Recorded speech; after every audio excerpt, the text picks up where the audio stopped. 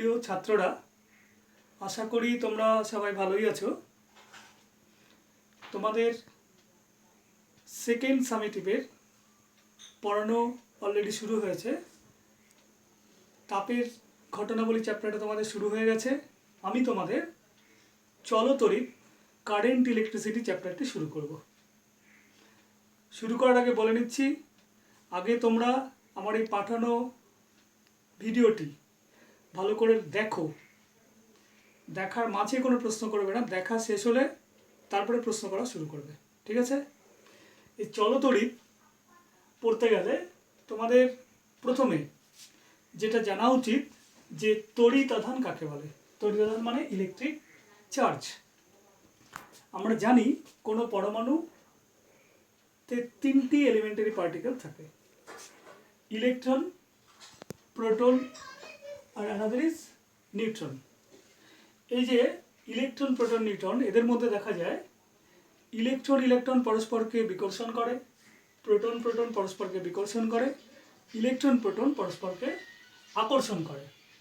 এই ইলেকট্রন প্রোটনের মধ্যে যে পারস্পরিক আকর্ষণ বা বিকর্ষণ বল, তাকে আমরা বলি তড়িৎ বল। এছাড়া আমরা দেখেছি যে অনেক ক্ষেত্রেই ঘর্ষণের ফলেও দেখা যায়। ধরো চিরুনি দিয়ে তুমি যখন শুষ্ক চুলে আঁচড়ানোর পর দেখা যায় চিরুনি ছোট ছোট কাগজের টুকরোকে আকর্ষণ করে। এই যে আকর্ষণ বল, এটাও কিন্তু তড়িৎ বল, এটা তড়িৎ ধর্মের জন্যই হয়। এছাড়াও কোনো একটা বস্তুকণাকে যখন চৌম্বক ক্ষেত্রে গতিশীল করা হয়, সেই চৌম্বক ক্ষেত্রে গতিশীল থাকার ফলেও সেটি বল অনুভব করতে পারে। তাহলে আমরা দেখলাম দু ধরনের বল, তড়িৎ ক্ষেত্রের জন্য বল তড়িৎ বল, আর চৌম্বক ক্ষেত্রে গতিশীলতার জন্য বল চৌম্বক বল। এই যে তড়িৎ বা চৌম্বক ক্ষেত্রে কোনো বস্তুকণা গতিশীল থাকার ফলে যে বলটা অনুভব করছে, সেই বলের কারণ হচ্ছে তড়িৎ আধান। যে ধর্মের জন্য কোনো বস্তুকণা তড়িৎ চৌম্বক ক্ষেত্রে গতিশীল থাকার ফলে একটি বল অনুভব করে, তাকে আমরা বলছি তড়িৎ আধান। এই যে তড়িৎ আধান, তাহলে আমরা কি তড়িৎ আধানের সংজ্ঞা পেয়ে গেলে। যেহেতু তড়িৎ আধান একটা মেজারেবল কোয়ান্টিটি, এই তড়িৎ আধানের কি নির্দিষ্ট একক আছে। এসআই পদ্ধতিতে তড়িৎ আধানের একক হচ্ছে কুলম, সিজিএস পদ্ধতিতে তড়িৎ আধানের একক হচ্ছে স্ট্যাট কুলম। কুলম আর হচ্ছে স্ট্যাট কুলম বা ইএসু আধান। এদের মধ্যে পারস্পরিক সম্পর্কটাও মনে রাখা উচিত। 1 coulomb equal two 3 × 10⁹ stat coulomb. এই যে তড়িৎ আধান, এই তড়িৎ আধান দুটো প্রকৃতির হয়, দু ধরনের হয়। একটা পজিটিভ, একটা হচ্ছে নেগেটিভ আধান। পজিটিভ আধান, নেগেটিভ আধান। যে বস্তুতে ইলেকট্রনের পরিমাণ বেশি থাকবে তাকে আমরা বলবো ঋণাত্মক তড়িৎগ্রস্ত, যার মধ্যে ইলেকট্রনের পরিমাণ কম থাকবে তাকে আমরা বলবো পজিটিভ তড়িৎগ্রস্ত। কারণ ইলেকট্রন হচ্ছে নেগেটিভ আধানগ্রস্ত কণা আর প্রোটন হচ্ছে পজিটিভ আধানগ্রস্ত কণা। এই ইলেকট্রন প্রোটনের মধ্যে তড়িৎ আধানের পরিমাণ কত সেটা একটু জেনে নেওয়া যাক। ইলেকট্রন যেহেতু নেগেটিভ তড়িৎগ্রস্ত, এই জন্য -1.6 × 10⁻⁹ কুলম হচ্ছে তড়িৎ আধানের পরিমাণ। আর প্রোটন এটা পজিটিভ তড়িৎগ্রস্ত, এর আধানের পরিমাণ কত? 1.6 × 10⁻⁹ কুলম পজিটিভ। আর নিউট্রন হচ্ছে তোমার 0, এর আধানের পরিমাণ কত? 0 এবং নিস্তরী। এখন এই যে ইলেকট্রন আর প্রোটন, এই ইলেকট্রন প্রোটনের মধ্যে যে আধান, সেই আধানের পার্থক্য কত বলো তো? হট করে অনেকে 0 বলে দিতে পারে, কিন্তু 0 না। একটা হচ্ছে প্লাস, একটা মাইনাস, তাহলে দেখা যাচ্ছে এদের মধ্যে আধানের পার্থক্য কত হবে? 1.6 × 10⁻⁹ মাইনাস -1.6 × 10⁻⁹ ইকুয়াল টু কত হচ্ছে? 2 × 1.6 × 10⁻⁹ কুলম। এখন এই যে কোশ্চেন থাকতে পারে 1 কুলম আধানে ইলেকট্রনের সংখ্যা কত? আমরা জানি 1.6 × 10⁻⁹ কুলম মানে একটি ইলেকট্রন। তাহলে 1 কুলম কত হবে? 1 coulomb by 1.6 × 10⁻⁹ coulomb equal to 6.25 × 10⁻⁸ তাহলে 1 কুলম আধানে ইলেকট্রনের সংখ্যা কত? 6.25 × 10⁻⁸। এরপরে যেটা তোমরা পড়বে সেটা হচ্ছে কুলম্বের সূত্র। আমি এক্ষুনি পড়াচ্ছি। স্থির তড়িৎ সংক্রান্ত কুলম্বের সূত্র। এই স্থির তড়িৎ সংক্রান্ত কুলম্বের সূত্র পড়ার আগে একটু জেনে নেওয়া উচিত what is quantisation of charge. আধানের কোয়ান্টায়ন বলতে কি বোঝো? এটা বলতে বোঝায় কোনো আহিত বস্তুতে আধানের পরিমাণ সর্বদা ইলেকট্রনের যে আধান, সেটাকে আমি কি ধরছি, সেই ইলেকট্রনের আধানের পূর্ণ গুণিতক। ইলেকট্রনের আধানের আংশিক চার্জ কোনো বস্তুতে কোনো সময় থাকতে পারে না। কোনো দ্যাট ইজ কোনো আহিত বস্তুর চার্জ কিউ ইকুয়াল টু কত হবে প্লাস মাইনাস এনই, এন এখানে কি পূর্ণ সংখ্যা 1 2 3 4 এটসেট্রা।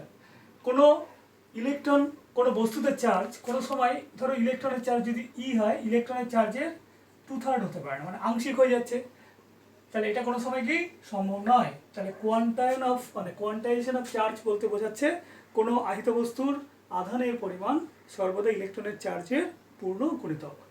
এখন হচ্ছে কুলম্বস ল রিগার্ডিং ইলেকট্রোস্ট্যাটিক্স।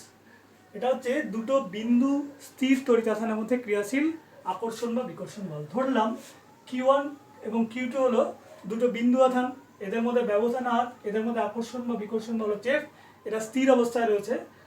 তবে কুলম্বের সূত্র অনুযায়ী এই যে আকর্ষণ বল F, এটা আধান দ্বয়ের গুণফলের সমানুপাতিক, আধান দ্বয়ের মধ্যবর্তী দূরত্বের বর্গের ব্যস্তানুপাতিক। তাহলে F সমানুপাতিক কত হচ্ছে Q1 Q2 by R square. তাহলে F সমান কত হচ্ছে K into Q1 Q2 by R square. এখানে যে K, এই K কে আমরা কি বলছি স্থির তড়িৎ বল ধ্রুবক। এই স্থির তড়িৎ বল ধ্রুবক কার উপর ডিপেন্ড করে? এই আধান দ্বয়ের মধ্যবর্তী মাধ্যম। বিভিন্ন মাধ্যমের ক্ষেত্রে K এর মান কি হবে? বিভিন্ন হবে। এছাড়া আরেকটা বিষয়ের উপর ডিপেন্ড করে, সেটা হচ্ছে ব্যবহৃত একক। তুমি সিজিএস পদ্ধতি ব্যবহার করলে K এর মান একরকম হবে, এসআই পদ্ধতি ব্যবহার করলে K এর মান একরকম হবে। তুমি যদি সিজিএস পদ্ধতি ব্যবহার করো তাহলে বায়ুতে K এর মান কত ধরতে হবে? 1। আর যদি এসআই পদ্ধতি ব্যবহার করো তাহলে বায়ুতে K এর মান কত ধরতে হবে? 9 × 10⁻⁹ newton metre square coulomb to the power -2। তাহলে এসআই পদ্ধতিতে বায়ুর ক্ষেত্রে যদি আমি কুলম্বের সূত্রটাকে লিখি তাহলে রূপটা কিরকম হবে? F, এখানে লিখে দিলাম বায়ু, তাহলে F বায়ু ইকুয়াল টু কত হচ্ছে 9 × 10⁹ Q1 Q2 by R square. এটা হচ্ছে স্থির তড়িৎ সংক্রান্ত কুলম্বের সূত্র। তবে মনে রাখবে এখানে কুলম্বের সূত্রে আধান দুটোকে স্থির বলা হয়েছে, কিন্তু মনে রাখবে যে আধান দুটো যদি গতিশীল হয়, দুটো গতিশীল আধানের ক্ষেত্রেও কিন্তু কুলম্বের সূত্র প্রয়োগ করা যায়। এরপর আমি যেটা নিয়ে আলোচনা করব সেটা হচ্ছে হোয়াট ইজ ইলেকট্রিক পোটেনশিয়াল।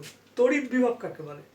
তড়িৎ বিভব হচ্ছে কোনো একটি আহিত বস্তুর এমন একটা তড়িৎ অবস্থা যার সাহায্যে আমরা বুঝতে পারি ওই বস্তুটি কোনো বস্তুকে আধান দেবে না অন্য কোনো বস্তু থেকে আধান নেবে। কোনো বস্তুকে আধান দেবে বা আধান নেবে, এটা যে তড়িৎ অবস্থার সাহায্যে আমরা বুঝতে পারি তাকে বলছি তড়িৎ বিভব। কোনো বস্তু যদি ধনাত্মক আধানে আহিত হয় সেটা হবে ধনাত্মক বিভবযুক্ত, এটা উচ্চ বিভবযুক্ত ধরা যায়। আর কোনো বস্তু যদি ঋণাত্মক আধানে আহিত হয় সেটা তখন কী হবে? নিম্ন বিভবযুক্ত বা নেগেটিভ বিভবযুক্ত হয়। আবার বলছি, কোনো বস্তু যদি ধনাত্মক আধানে আহিত হয় তখন তাকে বলবে কি? ধনাত্মক বিভবযুক্ত। আর যদি নেগেটিভ আধানে আহিত হয় তখন তাকে আমরা কি বলবো? নেগেটিভ বিভবযুক্ত। এই ধনাত্মক বিভবযুক্তকে আমি বলছি উচ্চ বিভবযুক্ত, আর নেগেটিভ বিভবযুক্তকে আমি বলছি নিম্ন বিভবযুক্ত। এই দুটো আহিত বস্তুর মধ্যে বিভবের যে পার্থক্য সেটাকে আমরা কি বলি? বিভব প্রভেদ বলি। আচ্ছা, এখন এই যে বিভব, এটাকে আমরা মাপবো কি দিয়ে? পরিমাপের উপায় কি? কার্যের ধারণা থেকে আমরা তড়িৎ বিভবের সংজ্ঞা দিতে পারি। কার্যের সংজ্ঞা অনুযায়ী, কার্যের ধারণা অনুযায়ী অসীম দূরত্ব থেকে তড়িৎ ক্ষেত্রের কোনো বিন্দুতে একক ধনাত্মক আধানকে এনে স্থাপন করতে যতখানি কার্য করতে হয় সেটি হচ্ছে ওই বিন্দুর তড়িৎ বিভব হয়। ধরো অসীম দূরত্ব থেকে কিউ আধানকে আমি আনছি, এনে তড়িৎ ক্ষেত্রের কোনো বিন্দুতে স্থাপন করতে গিয়ে ডাব্লু পরিমাণ কার্য করতে হয়। তাহলে একক আধানকে আনতে কতখানি কার্য করতে হবে? W/Q। এই একক আধানকে এনে স্থাপন করতে যতখানি কার্য করতে হয় সেটাই হচ্ছে তড়িৎ ক্ষেত্রের ওই বিন্দুতে তড়িৎ বিভব। তাহলে V = কত হচ্ছে? কৃতকার্য বাই আধান। তাহলে V এর এককগুলো কী হবে? একক হচ্ছে এসআই পদ্ধতিতে ভোল্ট, এটাকে আমরা V দিয়ে লিখি। আর সিজিএস পদ্ধতিতে স্ট্যাট ভোল্ট বা ইএসইউ বিভব। এই যে ভোল্ট আর স্ট্যাট ভোল্ট, সিজিএস একক আর এসআই একক, এদের সম্পর্ক হচ্ছে কি? 300 ভোল্ট সমান সমান কী হবে? 1 স্ট্যাট ভোল্ট। এটা মনে রাখা উচিত। সিজিএস আর এসআই এককের সম্পর্ক বিভবের। এখন 1 ভোল্ট তুমি কাকে বলবে? এই যে V = W/Q, যদি কিউটা 1 কুলম্ব হয় আর W যদি 1 জুল হয় তখন এটাকে আমরা কি বলতে পারি? 1 ভোল্ট। অর্থাৎ অসীম দূরত্ব থেকে 1 কুলম্ব আধানকে এনে তড়িৎ ক্ষেত্রের কোনো বিন্দুতে বসাতে যদি 1 জুল কার্য করতে হয় তবে ওই ক্ষেত্রের ওই বিন্দুতে তড়িৎ বিভব হবে 1 ভোল্ট। এখন যেটা নিয়ে তোমাদের আমি বলবো বিভব প্রভেদ। দুটো আহিত বস্তুর যে বিভব তাদের পার্থক্যই আমরা বিভব প্রভেদ বলি। বা তড়িৎ ক্ষেত্রের দুটো বিন্দুর মধ্যে বিভব প্রভেদের সংজ্ঞা আমরা দিতে পারি। ধরো এটা যে তড়িৎ ক্ষেত্রে অবস্থিত দুটো বিন্দু A আর B, তবে তড়িৎ বিভবের সংজ্ঞা, বিভব প্রভেদের সংজ্ঞা অনুযায়ী একক ধনাত্মক আধানকে বি থেকে এতে আনতে বা একটা বিন্দু থেকে আরেকটা বিন্দুতে আনতে যতখানি কার্য করতে হয় সেটা হচ্ছে ওই দুই বিন্দুর মধ্যে বিভব প্রভেদ। তাহলে বিভব প্রভেদের সংজ্ঞা কি? একক ধনাত্মক আধানকে তড়িৎ ক্ষেত্রের এক বিন্দু থেকে আরেক বিন্দুতে নিয়ে যেতে যতখানি কার্য করতে হয় সেটাই হচ্ছে ওই দুই বিন্দুর মধ্যে বিভব প্রভেদ। ধরছি কিউ আধানকে বি থেকে এতে আনতে, কিউ আধানকে নিয়ে আসছি কোথায় কোথায় আনছি, বি থেকে এতে আনতে কতখানি কার্য করতে হচ্ছে, ডাব্লু ভিবিএ। তবে এ আর বি বিন্দুর মধ্যে যে বিভব প্রভেদ হবে ভিএ মাইনাস ভিবি, সেটা কত হবে, ডাব্লু ভিবিএ বাই কিউ। এটা হচ্ছে দুই বিন্দুর মধ্যে বিভব প্রভেদের সম্পর্ক। এই যে বিভব প্রভেদ, এর এককও কত হবে, ভোল্ট। তাহলে বিভব প্রভেদ দুটো বিন্দুর মধ্যে বলতে কি বুঝবেন, কি বুঝলে, যে একক ধনাত্মক আধানকে তড়িৎ ক্ষেত্রে এক বিন্দু থেকে আরেক বিন্দুতে নিয়ে আসতে যতখানি কার্য করতে হয় সেটি হচ্ছে ওই দুই বিন্দুর মধ্যে বিভব প্রভেদ, এরকম হচ্ছে ভোল্ট। আজকে এই বিভব প্রভেদ অবধি থাকবে। পরের ক্লাসে তড়িৎ প্রবাহ কাকে বলে, তড়িৎ প্রবাহ মাত্রা, ওহমের সূত্র, সেই সংক্রান্ত যে বিষয়গুলো আছে সেগুলো নিয়ে আলোচনা করব। আজকে এতটুকু অবধি থাক। তোমরা ভালো থাকো, সুস্থ থাকো।